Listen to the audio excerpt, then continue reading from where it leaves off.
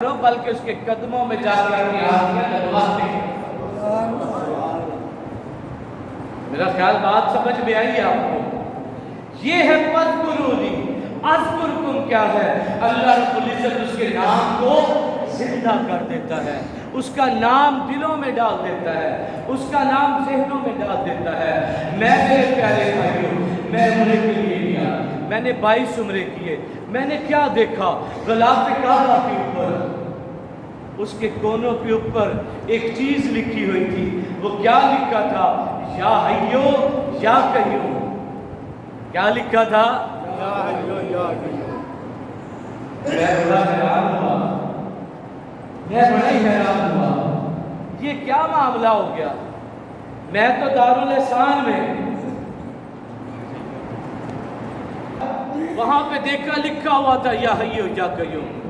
میں بڑا ہی حیران ہوا، میں نے کہا یہ ذکر تو دارالحسان میں ہوتا ہے، لیکن بات سمجھ میں ایک ضرور آئی کہ کوئی یہ ذکر خاص ہے جو غلاف کعبہ کے کونوں پر بھی یہ لکھا ہے یا حیو یا قیوم۔ پھر یہ سفر میرا جو ہے ختم نہیں ہوا، کیا ہوا؟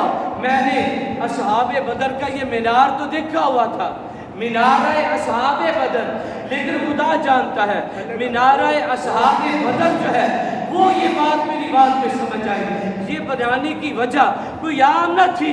وجہ کیا؟ کہ آپ بھی جب بدر کے میدان کی ساری تحقیق کریے، جب اس کی تاریخ کو پڑھیے تو پھر کیا ہوگا؟ بدر کے میدان کو جب آپ پڑھیں گے نا تو یقیناً آپ وہاں پہ کیا دیکھیں گے؟ کائنات کی سب سے اعلیٰ شخصیت جو ہے۔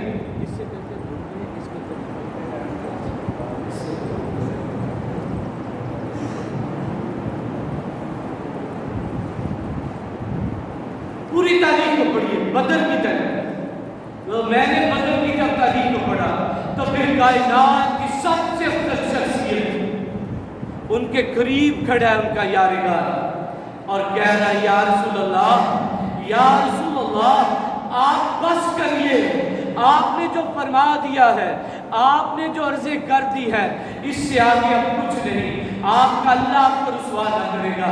کائنات کی سب سے افضل شخصیت میرے آقا رب الرحیم خاتم الانبیاء والمرسلین،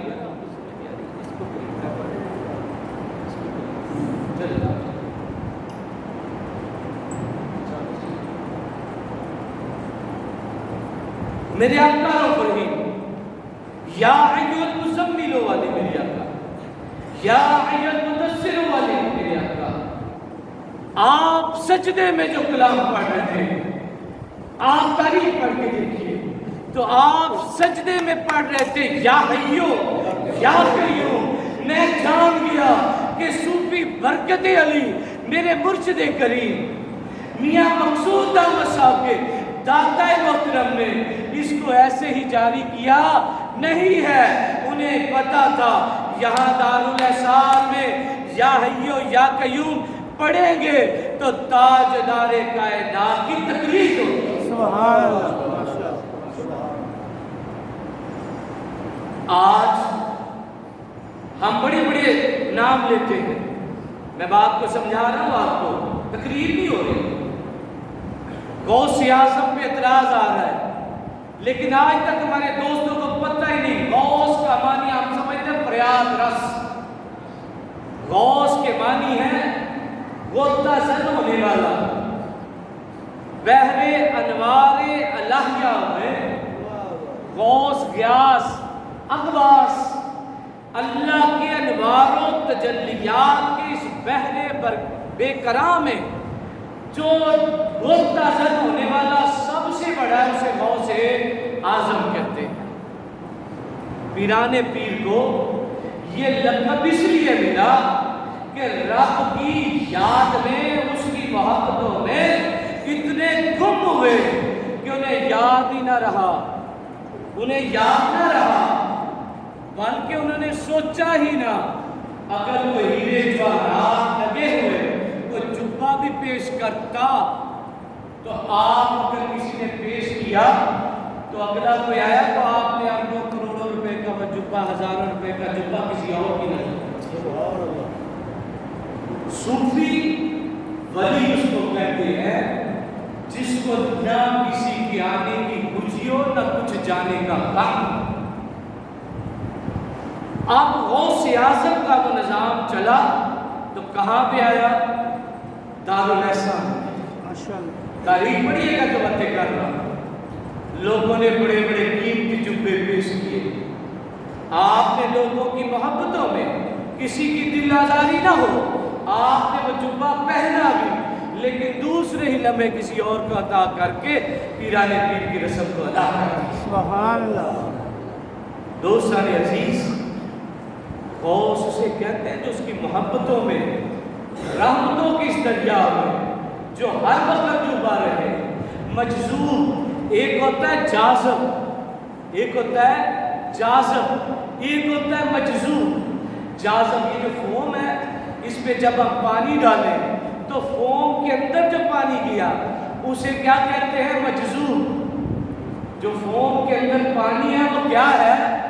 مجذوب۔ وہ جو فوم ہے وہ کیا ہے؟ وہ جاذب ہے۔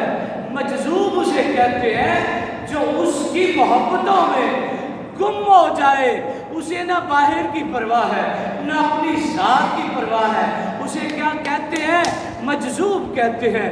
مجذوب اب فوم سے وہ پانی جو ہے اپنی مرضی سے نکل سکتا نہیں، اپنی ساری صلاحیتوں کو، اپنی ساری مرضیوں کو اس نے کیا ہے؟ اس کے اندر رکھ دیا ہے۔ اسے کیا کہتے ہیں؟ مجذوب کہتے ہیں۔ مجذوب نہ اپنی مرضی سے کرتا ہے، نہ اپنے لیے کھاتا ہے، نہ اپنے لیے سوتا ہے، نہ اپنے لیے کوئی اور کام کرتا ہے، سب کچھ اس کے لیے کرتا ہے۔ کیا ہے؟ کہیں بھی آنکھوں کا ہسپتال بناتا ہے، کہیں پہ قیدیوں کی خدمت کرتا ہے، کہیں پہ مسافروں کی خدمت کرتا ہے۔ میں نے پوچھا یہ بابا یہ کیوں کر رہا ہے؟ انہوں نے کہا یہ بابا اس کی محبتوں میں ایسا گم ہو گیا، اس کی محبت کی سوا اسے کچھ یاد ہی نہیں۔ آپ ہر وقت اللہ کے شکر گزار رہیے کہ آپ اس دور کے مجدد کے مرید اور خادم ہیں، اپنے دربار پہ حاضر ہوں۔ پھر میری بات کو اور سمجھیے، ہمارے ہاں ایک ٹرم ہے جو قرآن پاک حفظ کر لیتا ہے، اسے ہم حافظ صاحب کہتے ہیں۔ یار ان کو حافظ صاحب کیوں کہتے ہو؟ جنہوں نے سارا قرآن زبانی یاد کر لیا۔ ہم قرآن کو زبانی یاد کرنے والے کو حافظ کہتے ہیں۔ یارا حافظ کا اصل معنی حافظ تو ہے حافظ سے، حافظ کے معنی ہے محافظ کے، اصل ہے حافظ، حافظ کے معنی ہے محافظ، محافظ ہے حافظ، محافظ سے کہہ رہا ہے حافظ، یعنی جو قرآن پاک کا محافظ ہو گیا اسے ہم کیا کہتے ہیں؟ حافظ کہتے ہیں۔ یعنی اب وہ قرآن اس نے سینے میں رکھ لیا، اب وہ قرآن کا کیا بن گیا؟ محافظ۔ اور آپ سب تشریف فرما ہے قرآن پاک میں اللہ نے فرمایا ہے اس میں کوئی شک نہیں ہے، اور میں قرآن کی حفاظت فرمانے والا ہوں۔ وہ سونے ربا محافظ قرآن کا تو ہے، ہم نے اس لڑکے کو محافظ حافظ کہنا شروع کر دیا۔ یا اللہ حافظ تو ہے، حافظ تو تو ہے، یہ لڑکا کیسے حافظ ہو گیا؟ وہ میری بات کو سمجھیے، اس کو سمجھیے گا۔ ہم اللہ کے بندوں کو اللہ نہیں کہتے دوست اللہ، غوث اعظم کو رب نہیں کہتے، وہ خدا نہیں، خدا نہیں، مگر خدا سے پھر بھی جدا نہیں۔ بات کو سمجھیے، میں تقریر نہیں کر رہا وہ جس میں ہم واہ واہ سبحان اللہ میں پڑھ جاتے ہیں، میں اپنے دربار، اپنے مرشد کے دربار کی بات کو آپ کو سمجھا رہا ہوں۔ یا اللہ محافظ تو ہے، یہ کیا ہو گیا؟ بات سمجھ نہیں آ رہی، قرآن کا محافظ۔ بات یہاں پہ یہ سمجھ آئی، میرے سمجھ آئی، یہ خدا نہیں ہے، یہ اللہ نہیں ہے، یہ رب نہیں ہے کہ یہ قرآن کے محافظ ہوگے، محافظ میں ہوں تو یا اللہ پھر یہ اللہ بھی نہیں، عین اللہ بھی نہیں، تو پھر یہ کیا ہے؟ فرمان جاری ہو گیا، نہ یہ اللہ ہے نہ یہ عین اللہ ہے، یہ حزب اللہ ہے۔ سبحان اللہ، یا رکھو نا سبحان اللہ، سبحان اللہ۔ یہ خدا نہیں ہے، بخدا نہیں ہے، یہ اللہ نہیں ہے، عین اللہ بھی نہیں ہے، کیا ہے؟ یہ حزب اللہ ہے، یہ میری فوج ہے۔ یا اللہ تیری یہ فوج کیا کر رہے ہیں؟ ان کی ڈیوٹی لگی، آپ یہ قرآن کی حفاظت کیا کریں۔ سبحان اللہ۔ میرے قرآن کو ان کی بھی ضرورت نہیں، لیکن چونکہ فَاذْكُرُونِی اذکرکم، یہ میرا ذکر کرتے ہیں، یہ میرا قرآن پڑھتے ہیں، یہ میرا قرآن پڑھاتے ہیں، اس لیے کیا ہے کہ میں نے حزب اللہ اپنی جماعت میں شامل کر لیا ہے۔ اب یہ میری جماعت والے ہیں، اب یہ میرے دوست ہیں، اب یہ میرے ساتھی ہیں، اب یہ میرے قرآن کے محافظ ہیں۔ یا اللہ اب یہ تیرے قرآن کے محافظ بن گئے، تو یہ حفاظت کیسے ہے؟ یا اللہ ذرا سمجھا دے۔ میرے رب نے مجھے سمجھایا، یہ میرے قرآن کے محافظ یوں ہے، جہاں جہاں پہ یہ صوفی میرا، یہ میرا برکت علی جو ہے، یہ جہاں جہاں بھی جائے گا میرے قرآن کی حفاظت کرے گا۔ جہاں یہ جائے گا کبھی دائیں قرآن محل بنائے گا، کبھی بائیں قرآن محل بنائے گا۔ یہ میرے قرآن کا محافظ ہو گیا، اب اس کا میں محافظ بن گیا۔ سبحان اللہ۔ یہ میرے قرآن کا محافظ بن گیا، اب میں اس کا محافظ بن گیا۔ فَاذْكُرُونِی اذکرکم، یا اللہ اب یہ بات سمجھ میں آ گئی کہ جو تیرا ہو جاتا ہے تو اس کا ہو جاتا ہے۔ اور میرے بابا جی سرکار کے حوالے سے حدیث قدسی آپ کے پیچھے گزار کر دو، صرف 2 یا 3 منٹ کی بات۔ اللہ فرماتا ہے پھر کیا ہوتا ہے؟ فَاذْكُرُونِی اذکرکم کا میں انعام دیتا ہوں۔ کیسے؟ حدیث قدسی سنا رہا ہوں۔ اللہ نے فرمایا پھر کیا ہوتا ہے؟ میں اس کی آنکھیں بن جاتا ہوں، میں اس کے ہاتھ بن جاتا ہوں، میں اس کے کان بن جاتا ہوں، میں اس کے پیر بن جاتا ہوں۔ یا اللہ سمجھ نہیں آ رہی تو کیسے بن جاتا ہے؟ پھر بات یہ سمجھ آئی، اس کا دیکھنا میرا دیکھنا ہے۔ وہ دیکھتا ہے، مومن کی فراست سے ڈرو کہ وہ اللہ کے نور سے دیکھتا ہے۔ مومن کی فراست سے ڈرو کہ وہ اللہ کے نور سے دیکھتا ہے۔ یا اللہ اب سمجھ آئی بات آپ کے بھی، آپ سب کے بھی، میرے بھی، صوفی برکت علی آپ اس وقت فَاذْكُرُونِی اذکرکم کا انعام کیا ہے؟ اس کا دیکھنا میرا دیکھنا ہے، اس کا بولنا میرا بولنا ہے، اس کا سننا میرا سننا ہے۔ یا اللہ اس کا چلنا تیرا چلنا کیسے ہوا؟ یعنی وہ دیکھتا ہے تو ایسا دیکھتا ہے کہ قلبوں پر بھی، سینوں پر بھی اس کی نظر ہوتی ہے، اس کی سماعتیں یا حیو یا قیوم کے ذکر سے خالی نہیں ہوتی۔ وہ بولتا ہے تو میری بولی بولتا ہے، جو میں کہتا ہوں، جو میں چاہتا ہوں وہ بولتا ہے۔ اس کا چلنا جو ہے وہ نیکی اور ہدایت کی طرف ہوتا ہے۔ یعنی جہاں جہاں بھی اس کے قدم لگتے ہیں وہاں وہاں فضل ہو جاتا ہے، جہاں جہاں وہ دیکھتا ہے وہاں پہ رحمتیں ہو جاتی ہیں، جہاں جہاں پہ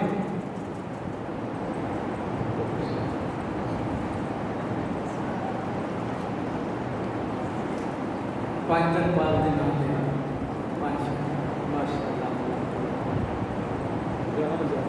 میں نے جہاں بھی دیکھا اسی کا تذکرہ دیکھا۔ خدا جانتا ہے میں نے مکے میں 22 سورے نہیں کیے، مکے میں دیکھا تو یا حیو یا قیوم دیکھا۔ میں نے بدر کے مقام پر میں خود گیا، میں نے کہا مجھے وہ مقام تو دکھاؤ جہاں پہ بدر کے اصحاب تھے۔ یہ منارہ بدر تو دیکھا ہے میں نے، بدر کے مقام کو تو دکھاؤ۔ خدا جانتا ہے میں بدر کے اس مقام پر بھی گیا تو وہاں پہ میری سماعتوں نے جس بات کو دیکھا وہ ایک ہی چیز تھی، جس ذکر کو دیکھا ایک ہی ذکر تھا۔ وہ ذکر کیا تھا؟ بدر میں بھی اپنے نبی کو دیکھا تو یا حیو یا قیوم میں دیکھا، اگر یہاں پہ دارالاحسان میں دیکھا تو یا حیو یا قیوم دیکھا۔ حی کا معنی کیا ہے؟ زندہ، زندہ جو ہمیشہ سے زندہ ہے، جو ہمیشہ زندہ رہے گا، جس کو موت نہیں ہے، جس کے نام کو موت نہیں ہے۔ قیوم کے معنی کیا ہے؟ قائم ہے، جو نہ کبھی ڈولا ہے نہ کبھی گرے گا، جس کو گرنے کا ڈر ہی نہیں۔ میرے بیلیوں وہاں پہ میں نے یہ بات جانی یہ منارہ بدر جو ہے نہ بدر والے ڈولیں گے، نہ بدر والے گریں گے، نہ بدر والوں کا موت ہے، کیونکہ آقا کریم نے بدر والوں کو ساری بشارتیں دے دی، اور قرآن نے بھی وَلَا تَقُولُوا لِمَن يُقْتَلُ فِي سَبِيلِ اللَّهِ أَمْوَاتٌ بَلْ أَحْيَاءٌ وَلَٰكِن لَّا تَشْعُرُونَ، ان کو بھی زندہ فرما دیا، نہ وہ مریں گے، نہ بدر مرے گا، نہ اصحاب بدر کا یہ مینار ڈولے گا، اور نہ یہ دربار ڈولے گا، کیونکہ حی القیوم کے ساتھ جو جڑ جاتا ہے وہ حی القیوم کے فیض کا مظہر بن جاتا ہے۔ میرے مرشد کریم صوفی محمد برکت علی میرے آقا میرے مولا، آپ نے یا حی یا قیوم کے اس ذکر کو ایسا عمر کیا ہے، اور ان کے بعد خدا جانتا ہے، بڑی محنت کی میاں مقصود صاحب نے، خدا جانتا ہے نہ میرے مرشد کے نام کو کبھی کوئی زندہ ہے نہ ان کے نام کو، کیونکہ یہ بھی ولی ابن ولی ہے، اور میں کہتا ہوتا ہوں شیران دے پتر ہمیشہ شیر ہوا کرتے ہیں، شیران دے گھر کدی گدڑ جمے نہیں۔ اور آج کے جمعے کی یہ آخری بات کہ اللہ رب العزت میاں صاحب کے درجات کو بلند فرمائے، جو یہ کام سے جو یہ کوشش دن رات کر رہے ہیں، قرآن کی حفاظت جن کے ذمہ لگ گئی ہے، ایک دائیں ہے اب ایک بائیں ہے، قرآن میں ہے تعمیر ہو رہا، اللہ اس حفاظت کو ان کی نسلوں میں سدا دائیں رکھے، آمین۔ سنا